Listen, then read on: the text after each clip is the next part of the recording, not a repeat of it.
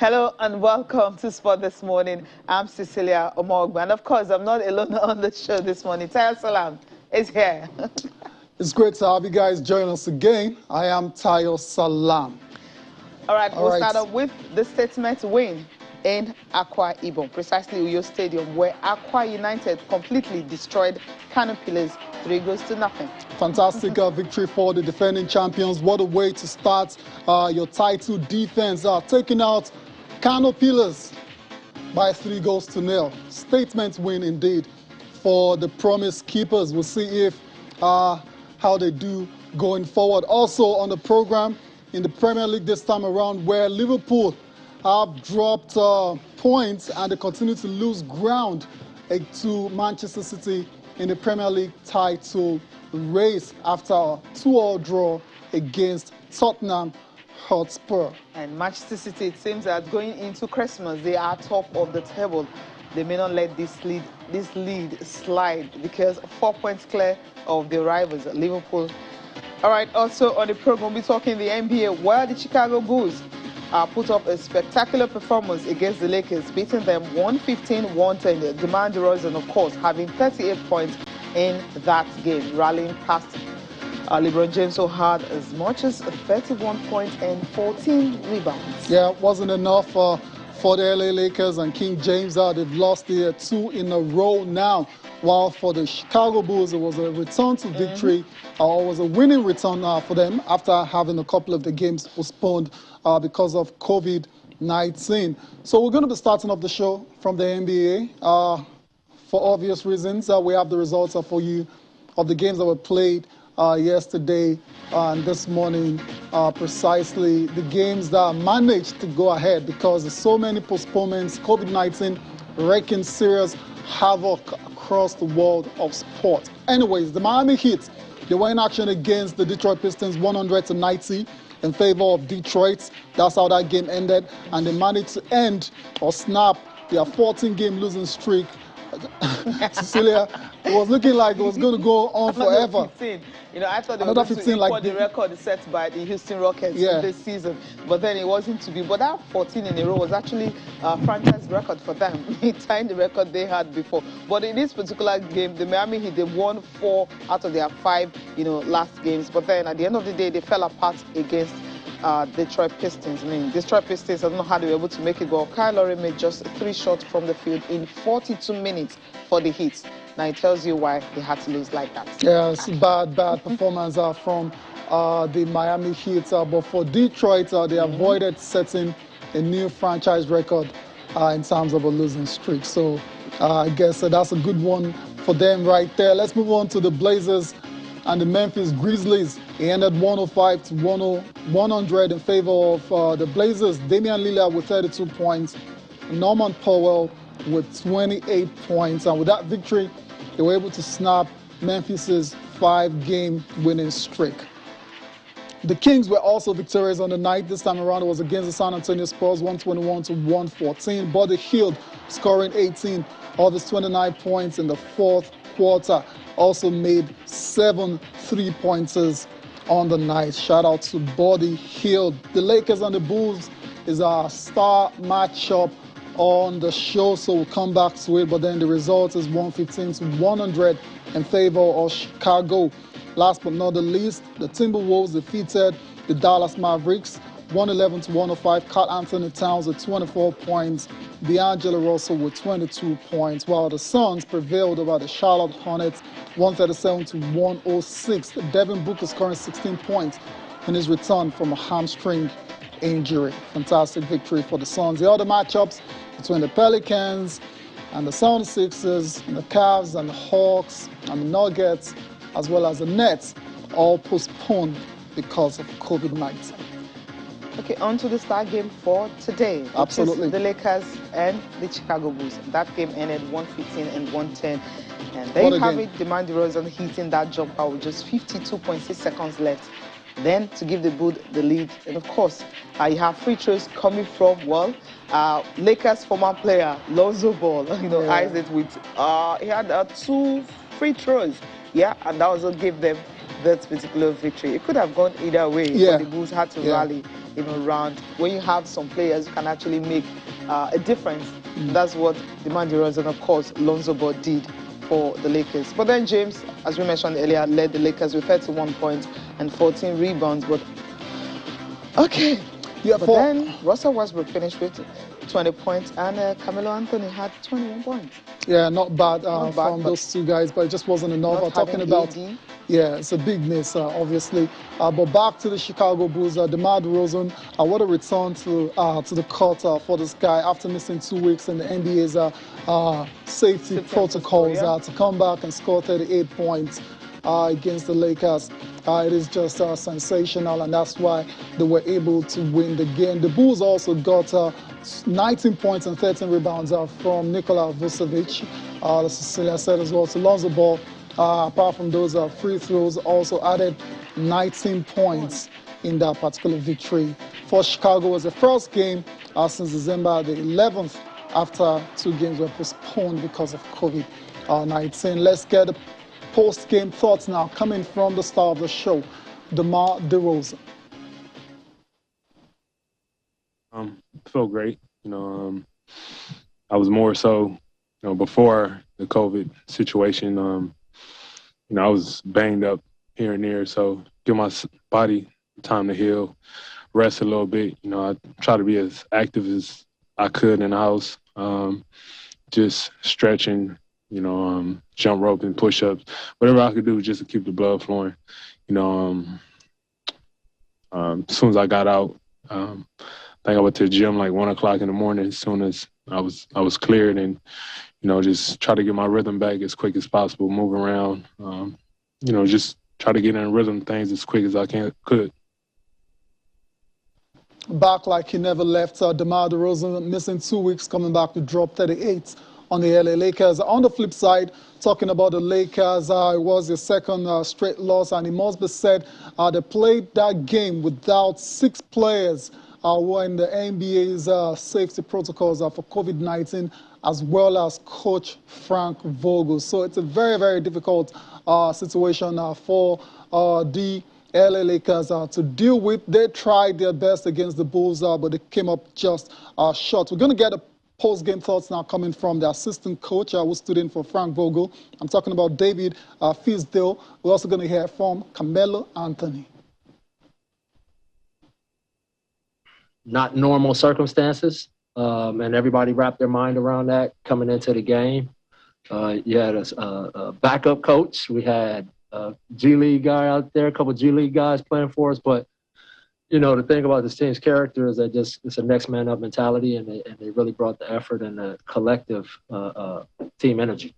Strange, tough, not knowing who's going to be in, not knowing who's going to be out. Again, those are things that we can't control. So it's next day, next man up. We got to figure this out. But it's not just us, it's everybody. Chicago came up with 2 canceled games. They had a bunch of guys in protocol. It's going around the league. It's going around other leagues. This is reality. Harsh reality. That's what it is with the LA Lakers. And for a lot of teams, actually, in the NBA, COVID-19 wreaking serious havoc all over the National Basketball Association. Anyways, before we leave the NBA now, let's take a look at our top performers, all of the guys that stood out for their teams in the NBA, starting with Damian Lillard, 32.5 rebounds and 5 assists. Next up is Dillon Brooks. Let's go to, DeMar DeRozan, all right, 38, 4, and 6 for the Chicago Bulls in the victory over the LA Lakers. Next up, quickly, Dillon Brooks, 37, 3, and 3 as well. 3, so, 3 assists and 3 rebounds, 37 points. And last but not the least, the king himself, 31, 14, and 6. Just not enough. No. That look on his face tells it all. So much now, and we're talking tennis, and it's the one played on the table. Final tennis. of the Para-Table Tennis Championship ended in Lagos because we've got the winners for you. And when you have the Olympians actually taking part, it shows that they will steal the show, right? Of course. And that's exactly what happened. Of course, expectedly. So, they put up a very grand performance. You have the quartet of Ifechukwu, Ikboye, Isao, Ogunkole. You also have Ogunkule. You also have Faith Obazwaye, Olufemi Alabi, all of them claiming gold in their various categories. So the final day championship also had Ogunkule, who is actually the current African #1 champion in the men's class. He claimed 4 gold in the singles and open event. Alabi got Alabi got a bronze medal, right, at the Tokyo Games, but then here he was able to also win the singles event. Obazwaye too also claiming the women's class 10. She claimed the gold medal in the singles and open events. Indeed, there's also a new kid on the block, Cecilia Ife Chukwudi. Ife Chukwudi. Never heard of him before. I guess that's why he's a new kid on the block. Also showed class in this competition as well, too. In the women's class 5, where she defeated the experienced Faith Obiora to claim gold in the singles and open events. Ahmed Kolesho and Victor Farinloi also, both who were at the Tokyo Games, they won gold medals in the singles and men's class 3 and 8 events, expectedly, right? So I like the fact, we get to see. Exactly, that's a story for me, because a lot of these other guys, Faith, Ahmed, household names already, but the fact that this competition was able to throw up another kid on the block in Ife Chukwudi, I think it is massive. So that's one name to watch out for going forward. Let's get reactions from the winners. Before I started the sport, I saw some people that my physical challenge is more better off. So I now said, if these people can do it, me I can do better. So I started training towards it.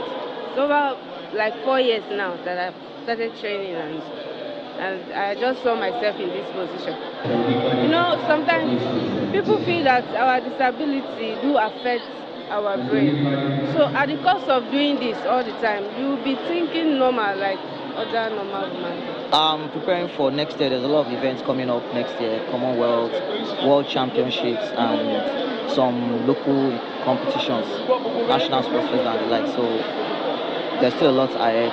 And I'm also preparing ahead of the Paris 2024 Summer Paralympic Games. So training doesn't stop here. Of course, I'm excited because I trained very hard for this competition. This is the 3rd edition. I won the first one. I also won the second one. So the 3rd one, I really mean it, because I was thinking maybe this might be the last one. I wanted to participate in it. But since it is now an international competition, 20 factor, I think I will continue playing it as well. Olufemi Alabi there. Obviously, they're all excited with a tournament like this. Hopefully, we'll have more in 2022. Yes, this is yearly, but then there are other tournaments we just expect to happen for these athletes to be very, very busy.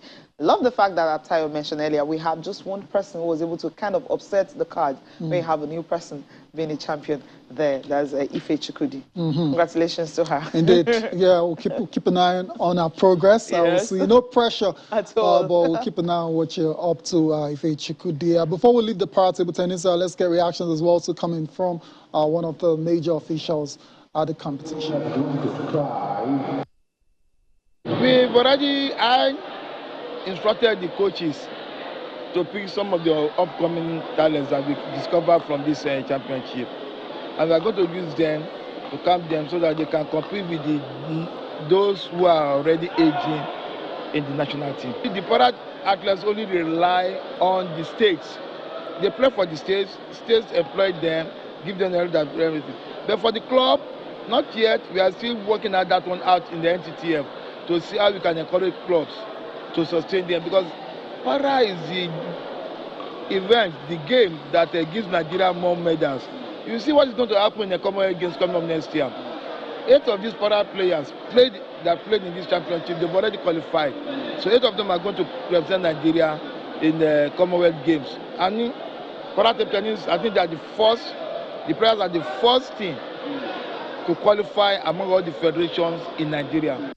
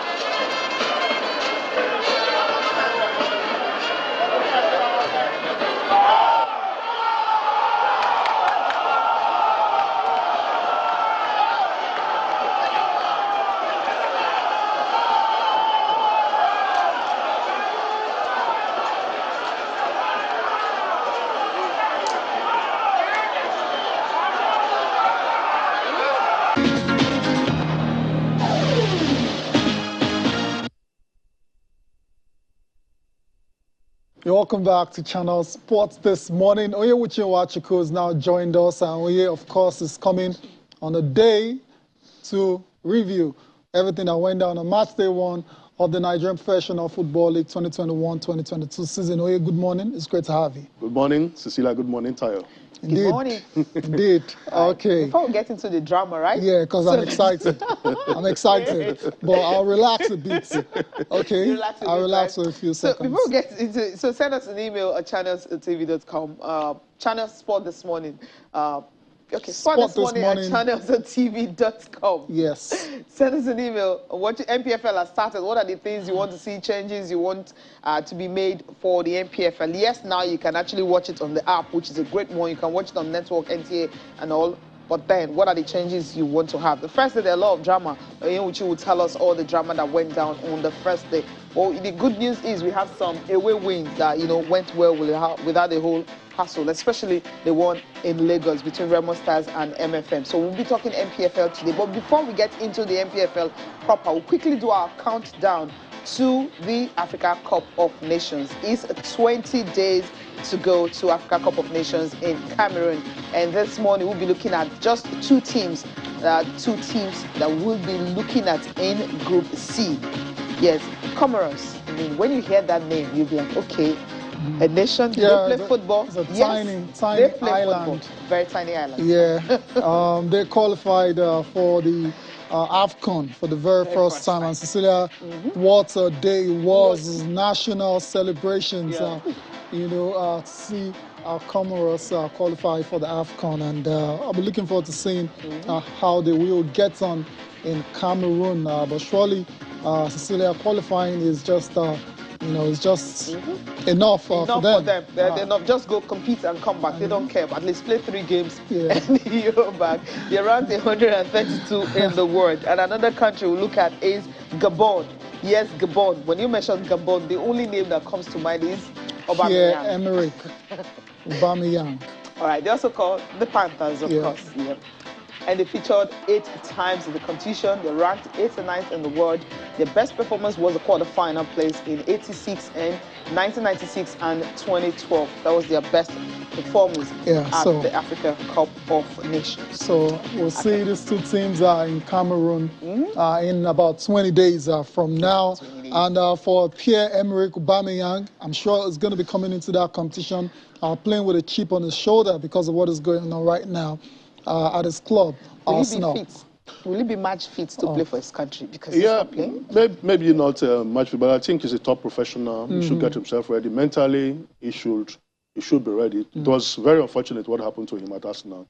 But personally, I felt Arteta should have handled it more maturely.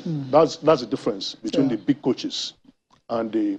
I don't want to call him a small coach, maybe the young coaches. There are situations in the club that doesn't go out of the club. True. When they handle it, they will just look for something that is very positive, try to make it look as if it's not an issue for the interest of the club and for the player too.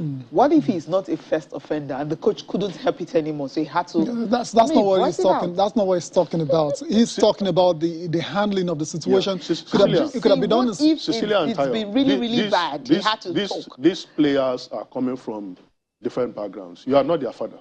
That's what the big coaches will do. What he wants as a coach, as a big coach, is to get a result. Okay. Maybe he will sit down with Aubameyang. If you do this again, this is how many times you have done this. I'm going to do this, but let us move on. Okay. But what they have done is like throwing the baby with the bad water, forgetting what Aubameyang has done for the club in the past. It's not. You don't. Sometimes you need a lot of diplomacy. That's life. Okay, diplomacy. Perhaps it could have been a bit more diplomatic in handling the situation. Now Arsenal are winning and doing great, and no one is talking about that's the way it is. That's life. All right, let's take a look at the results coming from match day 1 in MPFL. Aqua United, one of the biggest winners on the day. 3-0 against Kano Pillars was a straightforward one for the champions. Enyimba and Abia Warriors, it ended 2-1. Gombe United and Shooting Stars ended goalless. And the game between Heartland and Nasarawa United, 3-0. That was a goal first. 6 goals on that day. Wow. Katsina United and Rangers Rangers went all the way from Enugu to Fantastic to beat the team victory. 2-1. And of course, the story we heard is that they were actually head hostage. Inch will tell us more about that. Lobby Stars and Rivers United. Rivers United also went away from home to get a point. Niger Tornadoes and Plateau United. Niger Tornadoes winning by lone goal. And Remo Stars came to Lagos to beat MFM 2-0 in their opening game. And the game between Sunshine Stars and Wiki Torres postponed. I feel as we're hearing is that it might be played today, but Iwuchi, that's why you're here. So tell us more about some of the drama that happened on match day 1 before we talk about our star game for the day, which is Remo Stars and MFM. Well, Cecilia, I think we'll start from the Mohammed Diko Stadium in Katsina, where Rangers secured a 2-1 victory against Katsina United.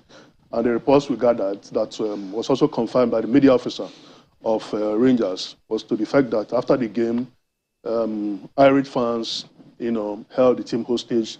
Security men were on top of their game. They were able to shepherd the two teams into their dressing room, but even the dressing room was not too convenient because we learned that stones were being thrown from outside, so they had to stay at the corridor. And eventually, they were able to, evacuate the two teams to safety. I think it's not. It's too early for this. Even if the league has gone far, we don't want to be hearing all these negative reports for a league that is still struggling to survive.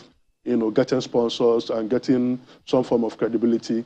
The Katsina FA, the host team, should be held responsible for anything that happened like this. Though the management of Katsina, through their media officer, naturally denied that such an event occurred. There you go. So that's on the NFF and the LMC now to investigate. And if found culpable, then they should will the stick. Of course, they should be able to have. We're in the era we have. Assessors, the match commissioners reports. They get a lot of structures in place to actually unravel what happened there. They also have visuals of the incident. Maybe players should have recorded something. Players running for their lives. Or maybe recording something that we can actually go by. If not, if there are no evidence, I think Katsina will just go scot-free without anything being done. But if they have the evidence, that will also help the cause of Rangers. Another drama, you mentioned the one of Enyimba had a smooth sailing, right? Yeah. There was no issues in that one. There was no issue in the derby between Abia Warriors and Enyimba. Then at the Dino Stadium in Ejabo, they're very close to us here. The match between Wiki Torres and Sunshine. Sunshine adopted Ijabode as their home ground because their stadium was not approved. So the reports we gathered was Wiki actually arrived in Ijabode. They trained on Saturday at the venue, but refused to turn up for the game today. We're hearing issues about registration and not being completed. That's true. I think they said they have a FIFA ban against them, for some irregularities in transfer that was not sorted out, and they were thinking that they could sort it out and register some of the players they newly recruited, but that was not done on time. That was not done on time, and they didn't turn up. So, and strangely, the walkover formalities were not done by the referee.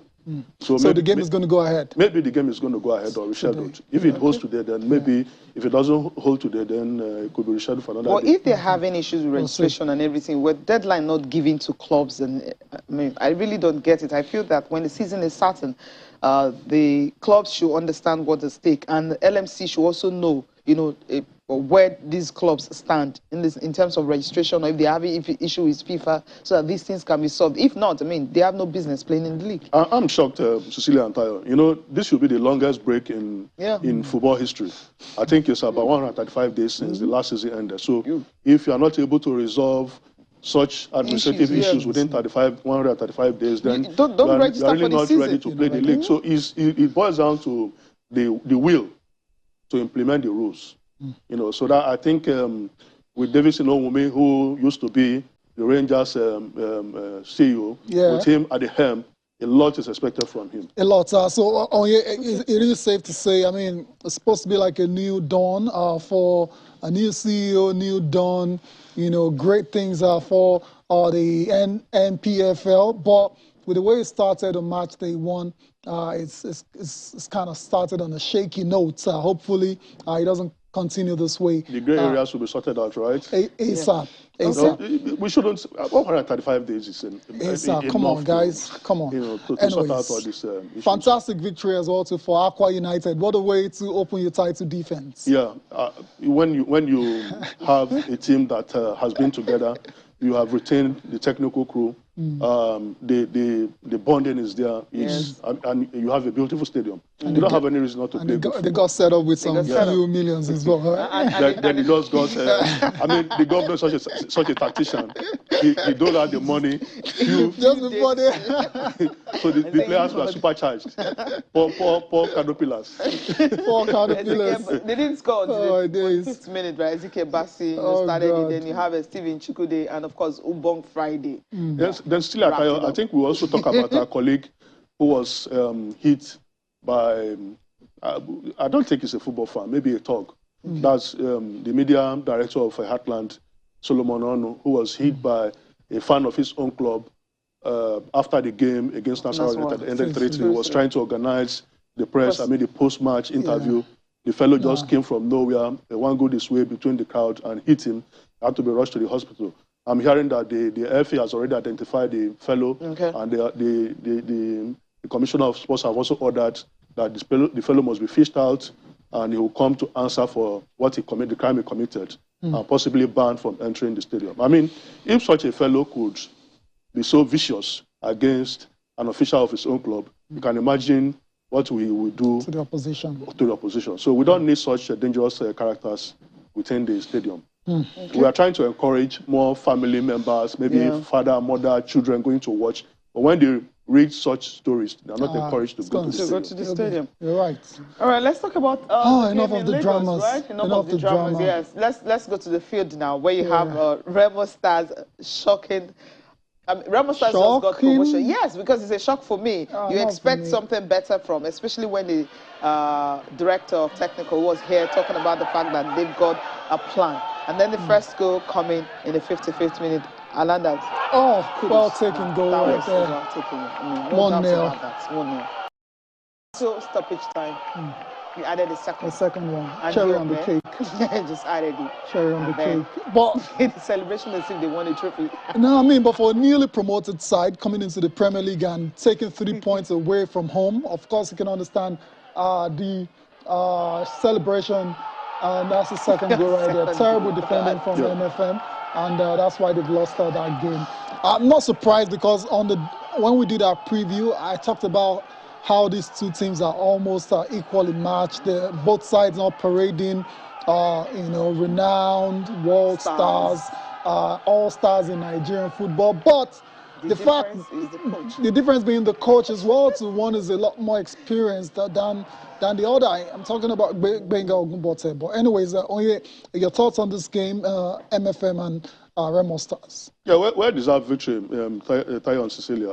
I think, the distance is not much, so the players, you're not going to suffer from fatigue. They're not going to suffer from a long hours spent on the road. So MFM could also fancy their chances in the second round of going away against Remo Stars and getting a victory. But I think it's good. The visuals we have seen, the ambience of the Mobola J. Johnson Arena is so beautiful. That's a nice game. Yeah, that's a nice game. And these are the kind of things we should be highlighting, not the negative all the time. So I want to congratulate Remo Stars. The owner is doing a lot for football development, not only for just playing in the league, putting up structures. In Ekene, he has a lot of facilities that even teams can go there and stay. So he's obviously reaping the reward. I hope it's a league, it's a stretch. I hope it's sustained the momentum. By the time they travel to Katsina Gombe, like shooting stars are complaining about traveling 2.5 days to get to Gombe. That's when the league really starts for them. Okay. There are other ways you can travel faster. By air. Yeah. Okay. Of course. Let's get reactions from that game. Nobody will tell you they won't win. MFM came to win. We came to win.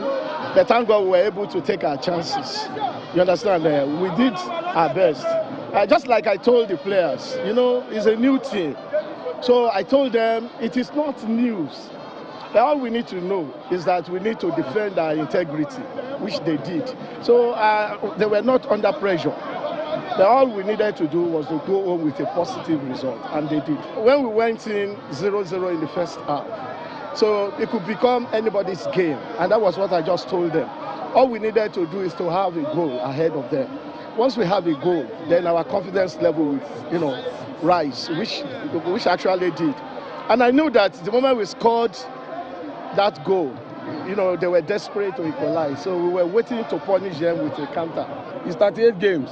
So we can't say because we lost home now and we just relax like that. We want to go back to Dakar and get our 3 points. And I'm assuring everybody in Lagos that keep on with MFM. We are going to make you laugh. At the end of the league, I believe we'll get a ticket for CAF. All right, you heard from both coaches talking about this. Well, let's just hear the fans are talking about the new season, what they expect to see in MPFL this season. As a very fanatical follower of the league, I expect us to have a very, very interesting Nigerian professional league this season. I expect us to have an upgrade of what we've been having in the past. I also expect the league body to introduce different innovations that will make the league very exciting for us. I'm expecting improvement on the previous seasons, and I'm expecting to see some star players coming out so that we'll be able to know that, yeah, we're having good players in Nigeria now, unlike before whereby we only have a group of players. But now we want to have star players from our local matches that can compete internationally. We're going to see a very good competitive game, and this season is going to incline not believing there's going to be any underdog regards this league, because I believe so many teams have already fortified their team to bring out the best legs. I want the league to just move from where it belongs before. First and foremost, let's be having our league every match on TV. If it is maybe 2 or 3 games, we can easily do it like we have today. I could remember 2017, there's a game we played on Friday in Lagos. Then on Saturday we play MFM versus Shooting Star versus Remo. Then on Sunday there is this Sunshine versus Sunshine versus a particular team from northern part of the country. If you can have that kind of game Friday, Saturday, Sunday, it's going to be a cracker, and it will surely bring a lot of Nigerians to support the league, and also the world will know that we have a functioning league in the country. All this COVID pandemic, we give thanks to Almighty God again that we're able to play this league this season. And I want to assure you, Lagosians are very happy bringing this big team back to Lagos State. MFM is from Lagos State, it's a darling team. I will give them all the support to make sure they get it right this time around.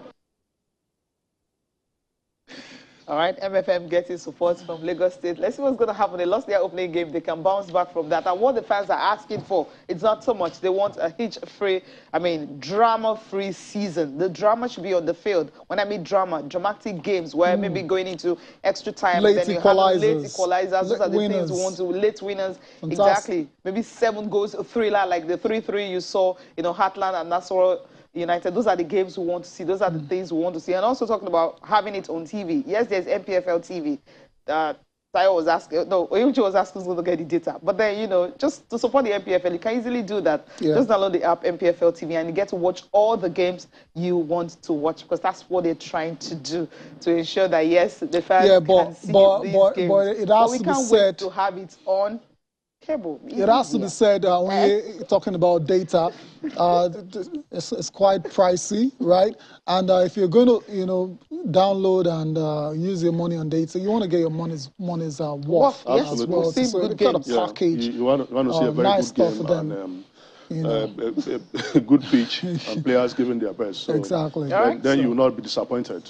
But you also consider the economy of the situation, the country, how many people can afford the data. It's a good innovation anyway. Yes, it is. Those who will also, they can't afford it. It's just to support the MPFL and the growth. That's it. Okay, let's quickly talk about the Creative Championship before we go on a break.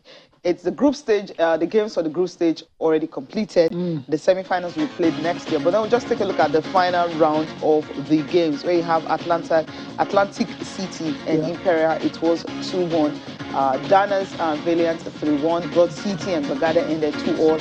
And Dino Sporting and Beyond Limit ended 1-0 in favor of Dino Sporting. And these are the teams that are through to the semi-finals. All right, let's see the teams through to the semi-finals now. You have Imperial FC and Beyond Limit, Dino SC and Bagada in the semi-finals. These legs will be played in April. Indeed, so those are the last 4 teams standing for the cup version of the Creative Championship. That's how it ended in the groups. That's Group A. It's an Imperial and Bagada FC coming through in that group 9 and 8 points respectively. And the other group as well. So we've highlighted the teams that progressed into the last 4. Dino and Beyond Limits. Beyond Limits, I believe, used to be the Remo Stars. Yes. Yeah, under 19. That's under 19. Anyway, so those 4 teams, we'll be looking forward to seeing them in action in the semi-finals of the Creative Championship Cup version next year. We need to go on a break now, but when we come back, we'll be coming back with post-game reactions are coming from the Creative Championship. Join us again.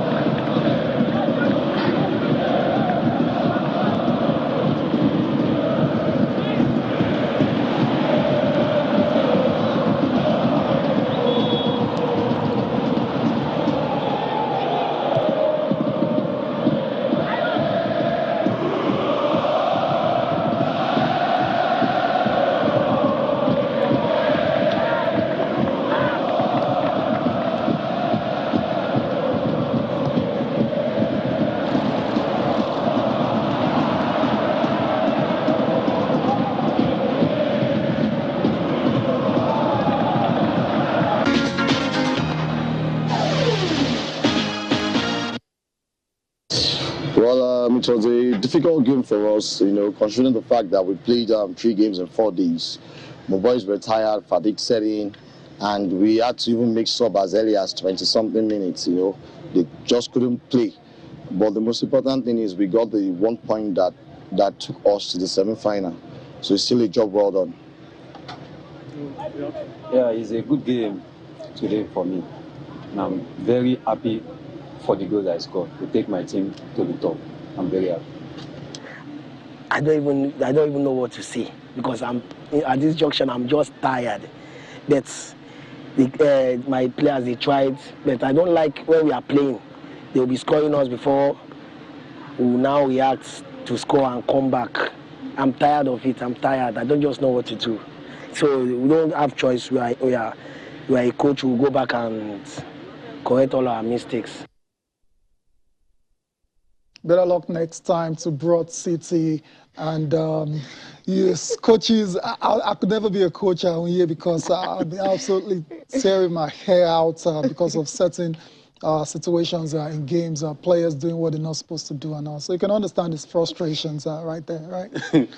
Yeah, obviously frustrated. Very frustrated. He's tired of going down and coming back. Who wants to continue having that? Sometimes the players will give you everything you want in training sessions. And they go there. They match proper. They do another thing entirely. It's tough being a coach. And the pressure is on the coach. Yeah. He gets a stick. He gets a stick. All right, the main league is going to start in January, while the semi-finals for the cup will be in April. Awesome. Right, we're leaving that and quickly touchdown on EPL. What happened on a Sunday? Liverpool and Tottenham. Okay, now the coaches are furious. But then before we listen to the coaches, the game ended 2-all. So Liverpool losing ground. And City right now, they're sitting pretty at the top of EPL. 3 points ahead of Liverpool. Cruise control. Cruising. Just decimating teams. It's ominous for at will. Yeah. And sometimes with so much ease, so much composure, doing it at their own pace, determining what they want to do with the ball. It's looking like Man City are becoming unstoppable. Okay, so this season started, we were like, it's Chelsea. Chelsea looked great, unstoppable. Then it looks like they're falling away. It beats now. Now it's Liverpool. Yeah, I mean, they've not fallen away totally. Yeah, I mean, they're still within touch and distance. That's what I'm saying. Now, it was Liverpool, now it's looking like Man City. It just tells you how these three sides are the teams to beat going forward. But coming back to the game between Spurs and Liverpool, what a game that was yesterday. 2-2, could have been 4-4, 5-5. We saw everything, incredible goals. We saw mistakes from both sides. And we saw refereeing errors as well. So I don't know what we're going to do about the referees from England, because even with the help of VAR, they still keep messing things up. The referees are human beings after all. Well, they've got VAR. They've got the VAR to help them see these things. They got the VAR, but sometimes, you know, the law says, in the opinion of the referee, they could look at the monitor and decide not to follow what the VAR or whatever has told you. But to the game proper, Tayo and Cecilia, quite frenetic, you know, high-paced game, quite exciting. And it shows the character of the two managers, Antonio Conte and Johan Klopp. And, you know, these players really came to the party. Kane breaking his goal drought for a while, just scoring against the top team like Liverpool. Then Son always, you know, delivering for Tottenham Hotspur. A terrible mistake from Alisson, though. So the gift. Awful. Embrace the gift. Christmas season. Yeah, that's a Christmas gift for him. But then the controversy that involved the referees and the red card that happened. Let's just get reactions from both coaches. Yeah. Obviously, why Klopp wasn't happy, Conte, of course, is happy to go with a point. That's the scenario that you know, led to the red card that Liverpool got and ended with 10 men. I think we agree now all that Harry Kane should have seen a red card. So, and he didn't. And the penalty situation, Mr. Tierney told me that he thought Diogo Jota stopped on purpose. He wanted to get hit. And if you watch this situation back, that's a very exclusive view. It's a clear penalty, but he thought it's clear not a penalty. Wow. Yeah, that's obviously two wrong decisions of him, I would say, and one right, all three against us.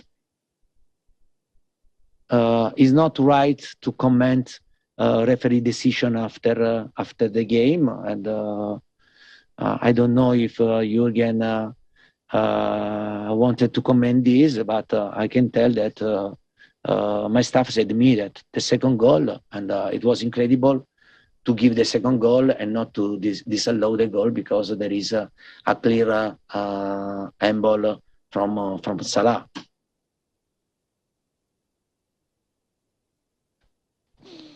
All right. Well, the referee literally didn't do his job during the game, because both sides are complaining about what happened. But then, do we have time to dwell on it? No time to dwell on it at all. I'm just going to end it by saying, when a referee becomes a center of attraction in a football game, center of attention, then you know he's not done a good job. Yeah. So we shouldn't be talking about the referee. Yeah. In this the cards flying, the ones he didn't give, both and the coaches ones have cancelled out themselves. Yeah.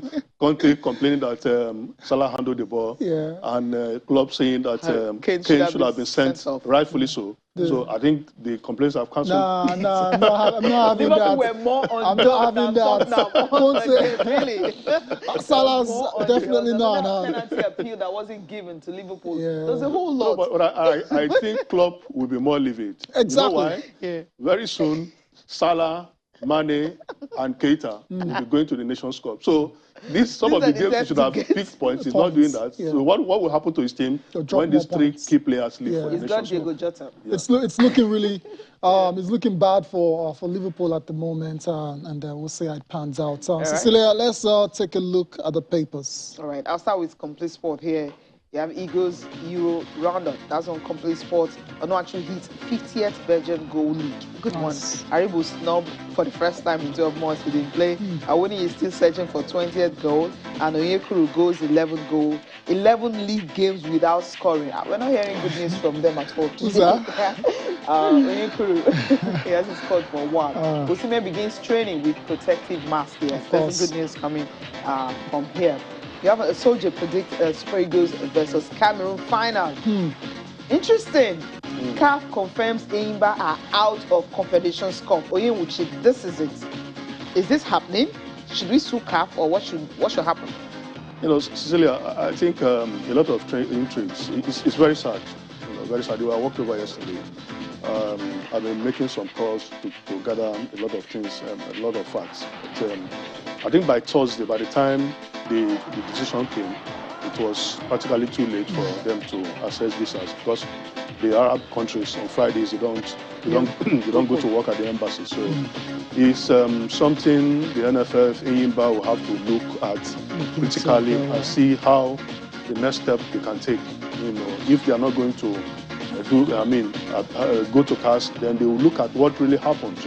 All right. The role that each one of them played in arriving at this disastrous end. Sporting Life is in the last paper for review. Qatar 2022 World Cup is zero favorite for Eagles' job. This coach is currently Venezuela's manager and is expected, or is being, according to your paper, is being tipped by a certain Jose Mourinho. You're always emphasizing on my paper. I mean, that's where the story is on. I mean, it looks like, you're here. Yeah, what is the story here, quickly? You've almost read the story. The special one recommending to NFF. To NFF. For real? He's a Portuguese coach, coaching Venezuela. Wow. He's not the only one shortlisted. There are two other coaches too that have been shortlisted. They are likely to arrive in Abuja in the coming days to undergo interviews. All right. Okay. And the best candidates, just for Qatar, not the Nations Cup. Okay. For Qatar. Okay, not Nations Cup. Okay, that's fair enough. Anyone want to thank you so much for coming on the program. My pleasure. Thank you. Thank you all for watching as well. Enjoy the rest of your day. I am Tayo Salam. I'm Cecilia Mogbe. See you tomorrow.